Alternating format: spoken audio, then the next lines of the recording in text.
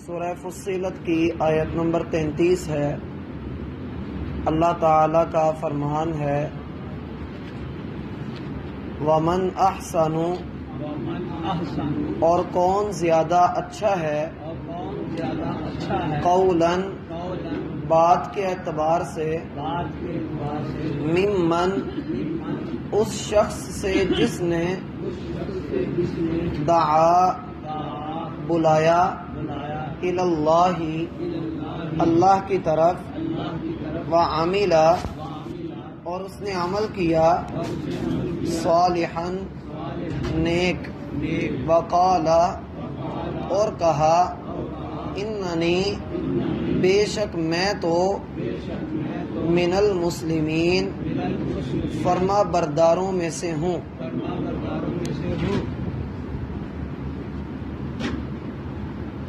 حضرات ذی وقار،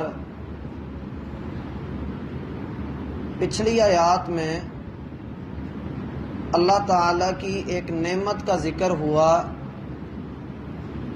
کہ جس کو اللہ کی توحید مل جائے، یہ اللہ کی بہت بڑی نعمت ہے۔ توحید کا مقدر ہونا، توحید کا میسر ہونا، نصیب ہو جانا، یہ اللہ رب العالمین کی سب سے بڑی نعمت ہے۔ اللہ تعالی ہمیں اس پر قائم دائم رکھے۔ وہ نعمت جو لوگوں کو عطا ہوئی جنہوں نے یہ کہا کہ اللہ ہی ہمارا رب ہے، پھر وہ اس پر ڈٹ گئے۔ اس نعمت کے ملنے کے کچھ تقاضے ہیں۔ اس نعمت کو ملنے کے بعد بندے سے کچھ تقاضے ہیں۔ اگر تم اللہ کو اپنا رب کہتے ہو تو اب تم سے کچھ تقاضا ہے کہ اس نعمت کو اپنے تک محدود نہ رکھو، کیونکہ حدیث میں آتا ہے کہ اللہ کو یہ بات بڑی محبوب ہے، بڑی پسند ہے کہ اللہ اپنے بندے پر کوئی نعمت اتارے اور پھر بندہ اس نعمت کو استعمال کرے اور اس نعمت کا نشان، اس کا اثر بندے کے اوپر نظر آئے۔ اب پڑھتے ہیں وَأَمَّا بِنِعْمَةِ رَبِّكَ فَحَدِّثْ، اور رہی وہ نعمت جو تیرے رب نے تیرے اوپر کی ہے، اسے تو بیان کر، اسے لوگوں میں عام کر، لوگوں کو بتا کہ اللہ نے میرے اوپر یہ فضل اتارا ہے۔ اپنے اس فضل کو جو اللہ رب العالمین نے خاص تیرے اوپر اتارا ہے، اسے سمیٹ کر نہیں رکھنا، بلکہ اس کی خیر، اس کا نفع لوگوں میں عام کرنا ہے۔ تو توحید سے بڑھ کر نعمت کوئی نہیں ہے۔ اب توحید جو نعمت مل گئی ہے، اس کا تقاضا یہ ہے کہ دعا الی اللہ، اس نعمت کو اپنی طرف محدود نہیں رکھنا، بلکہ لوگوں کو بھی اس توحید کی دعوت دینی ہے۔ اور جو بندہ اس توحید کی دعوت لوگوں کو دیتا ہے، اللہ رب العالمین سوال کرتے ہیں وَمَنْ أَحْسَنُ قَوْلًا، پھر تم خود ہی بتاؤ کہ اس سے بڑھ کر عمدہ بات کسی اور کی ہو سکتی ہے؟ اس کو کہا جاتا ہے استفہام انکاری۔ جیسے اس کا انداز یہ ہوتا ہے، کیا اللہ کے رسول سے بڑھ کر بھی کوئی نیک ہے؟ تو اس کا جواب ہوگا نفی میں کہ کوئی بھی نہیں ہے۔ کیا اللہ سے بڑھ کر بھی کوئی خالق ہے؟ جواب ہوگا نہیں۔ یہاں پر بھی یہی انداز ہے، کیا اس سے بڑھ کر بھی کسی کی اچھی بات ہے؟ وہ شخص جو اللہ کی طرف بلا رہا ہے، دعا الی اللہ، اللہ کے دین کی طرف دعوت دے رہا ہے، اور یہ بڑا ہی ستھرا کام ہے۔ اور اس کے مصداق اس آیت نے سب سے پہلے جن لوگوں کو اپنے اندر شامل کیا وہ اللہ کے نبی ہیں۔ جتنے بھی انبیاء کرام گزرے وہ سارے اس آیت کے اندر شامل ہیں، کیونکہ وہ سب سے پہلا گروہ ہے جنہوں نے لوگوں کو اللہ کی طرف بلایا۔ لوگوں کو علم نہیں تھا، نبیوں نے آ کر تعلیم دی، جاہلوں کو عالم بنا دیا، اللہ رب العالمین کی دی ہوئی اس نعمت کے ساتھ۔ اس سے یہ بھی پتہ لگتا ہے کہ انبیاء کی جو وراثت ہوتی ہے، جو ان کا ترکہ ہوتا ہے، وہ روپیہ پیسہ نہیں ہوتا، بلکہ حدیث میں آتا ہے، آپ علیہ الصلوۃ والسلام نے فرمایا کہ ہم نبی ہم کوئی روپیہ پیسہ چھوڑ کر نہیں جاتے، ہماری وراثت تو علم ہے، اور ہمارے وارث عام لوگوں کی طرح بیٹے بیٹیاں اور بیویاں نہیں ہوتی، بلکہ ہماری وراثت کے حقدار، ہماری وراثت علماء کو ملتی، علم والے ہی ہماری وراثت کو لیتے ہیں۔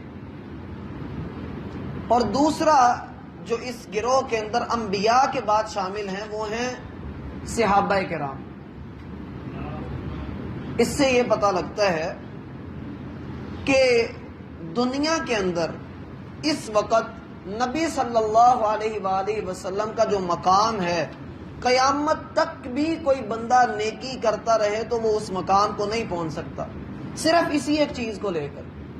کیوں؟ حدیث میں آتا ہے، نبی صلی اللہ علیہ وآلہ وسلم نے فرمایا کہ جب کوئی بندہ کسی کو خیر کی طرف بلاتا ہے، خیر کی دعوت دیتا ہے، اور اس کی بات قبول کر لی جاتی ہے، دوسرا بندہ عمل کرنے لگ جاتا ہے، تو جتنا اجر اس کو مل رہا ہے اتنا ہی اس کو بھی مل رہا ہے، لگانے والے کو بھی۔ اور پھر اسی طرح سے آگے یہ سلسلہ بڑھتا ہے، ایک بندہ دوسرے کو پہنچاتا ہے، پھر تیسرے کو پہنچاتا ہے، جتنا ان سب کو اجر مل رہا ہے وہ سب سے پہلے بندے کو بھی اتنا ہی اجر مل رہا ہے۔ یوں سمجھ لیں کہ ہم بیٹھے قرآن پڑھ رہے ہیں، میں آپ کو قرآن پڑھا رہا ہوں، جتنا آپ سب کو اجر ملنا اتنا مجھ ایک اکیلے کو ملنا ہے، پھر میں نے جس سے پڑھا یہ اجر اس کو پہنچے گا، پھر میرے استاد کے استاد کو پہنچے گا، پھر یہ لڑی چلتے چلتے اور یہ سارا اجر اکٹھا ہو کر آخر مکمل ہوتا ہے اللہ کے رسول صلی اللہ علیہ وآلہ وسلم پر۔ اس لیے لمحہ بلمحہ اللہ کے رسول اللہ کے ہاں بلند ہوتے چلے جا رہے ہیں، درجات میں بلندی ہوتی چلی جا رہی ہے، اور یہ اللہ رب العالمین کا خاص احسان ہے۔ ہم خود یہ چاہتے ہیں کہ ہمارا نبی سب سے اونچی شان والا ہو، صحابہ کرام اس کے بعد والے ہیں، کہ صحابہ کرام کا جو درجہ ہے وہ ہم میں سے کسی کو حاصل نہیں، کیونکہ اس پوری چین کے اندر صحابہ بھی آتے ہیں، پھر ہر دور کے علماء جنہوں نے یہ دین ہم تک پہنچایا، وہ سارے اس لڑی کا حصہ ہیں، ہر ایک اپنا حصہ لیتا چلا جا رہا ہے، اور اللہ رب العالمین کے ہاں تھوڑ نہیں ہے۔ اس میں یہ بھی آئے گا، میں جتنے خلوص کے ساتھ پڑھا رہا ہوں وہ خلوص بھی اللہ کے ہاں گنا جائے گا، آپ جس خلوص کے ساتھ پڑھ رہے ہیں وہ خلوص بھی اللہ کے ہاں گنا جائے گا۔ یہ ساری چیزیں اس کے اندر شامل ہیں۔ بعض اہل علم نے اس میں مؤذنوں کو بھی شامل کیا ہے، اس میں مؤذنوں کو بھی شامل کیا ہے، اذان دینے والوں کو۔ اذان دینے والا سب سے پہلا کام کیا کرتا ہے؟ اس آیت کی روح سے دعا الی اللہ، اللہ کی طرف بلاتا ہے، اذان دیتا ہے، کہتا ہے حی علی الصلاۃ حی علی الفلاح، وہ اللہ کی طرف بلا رہا ہے۔ پھر فرمایا وہ نیک عمل کرتا ہے، نیک عمل نماز ادا کرتا ہے، مؤذن نماز ادا کرتا ہے، اور پھر وہ یہ کہتا ہے اننی من المسلمین، بلا شبہ میں مسلمانوں میں سے ہوں۔ اس سے یہ بھی پتہ لگتا ہے کہ سلف صالحین کے ہاں اذان دینا بڑا ہی فضیلت والا عمل گنا جاتا تھا، بلکہ بعض صحابہ کرام تو یہ کہا کرتے تھے کہ کاش اگر ہم مؤذن ہوتے تو پھر ہمیں جہاد کی، نفلی روزوں کی، نفلی نماز کی اتنی فکر نہ رہتی۔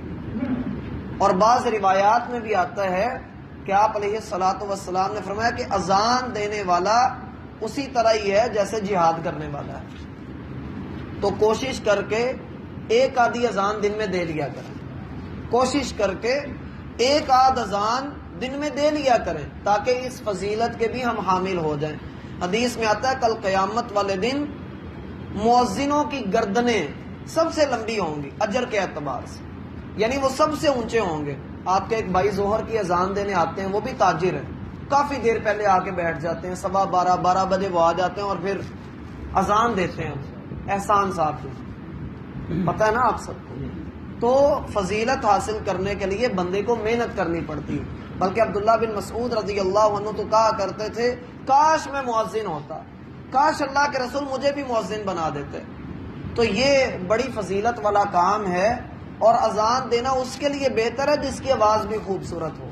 یہ بھی اللہ کے رسول کا حکم ہے کہ وہ بندہ اذان دے جس کی آواز خوبصورت ہو، اور اگر کسی کے پاس خوبصورت نہیں ہے اسے چاہیے کہ وہ بنا لے، محنت کر لے. صرف یہ لاہن ہوتا ہے، جو بندے نے محنت کرنی ہوتی ہے تو وہ ٹھیک ہو جاتا ہے. ایک بچہ جو حفظ کرتا ہے، شروع میں ہمارے اساتذہ ہمیں کہا کرتے تھے تم ایسے پڑھتے ہو جیسے کوئی بابا پڑھ رہا ہے، اور بعد میں پھر جب اللہ رب العالمین نے آسانیاں کر دی تو پھر جب بندہ ٹھیک ہو جاتا ہے پھر اس کے لیے آوازیں آگے اللہ رب العالمین اس کا لہجہ بنا دیتا ہے کوئی نہ کوئی. وَمَنْ أَحْسَنُ قَوْلًا مِّمَّنْ دَعَا إِلَى اللَّهِ، اس شخص سے بڑھ کر عمدہ بات، بہترین بات، خیر والی بات، نفع والی بات بھلا کس کی ہو سکتی ہے جو اللہ کی طرف بلائے. غور کیجئے، اللہ کی طرف بلانا، اس ذات کی طرف لوگوں کو متوجہ کرنا جس کی طرف سے ساری بادی ہوئے ہیں، اس اللہ کی طرف لوگوں کو لے کر آنا اور اللہ کا حقیقی تعارف لوگوں کے سامنے پیش کرنا، اللہ کی توحید کا علم بردار لوگوں کو بنانا، اور اس مقصد کے لیے تکلیفوں کو، مصیبتوں کو، آزمائشوں کو، مشکلات کو برداشت کرنا. اگر کوئی نہیں سنتا، اللہ تو سنتا ہے نا.